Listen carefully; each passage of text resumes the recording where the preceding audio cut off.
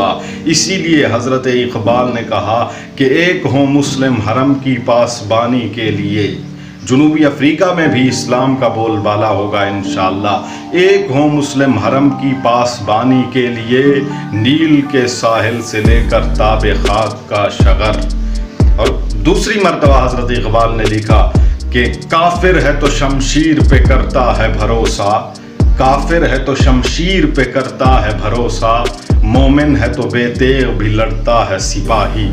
جناب اعلیٰ اس افریقی پیشوا جس کا نام ابراہیم ہے، آخرکار وہ مسلمان ہو گیا اور حج بیت اللہ کے لیے وہی سفید لباس پہن کر چلا آیا، اور اس سال اس نے اپنے ماننے والوں کے ساتھ حج بیت اللہ کیا اور دل میں پکا اور سچا مسلمان بن گیا۔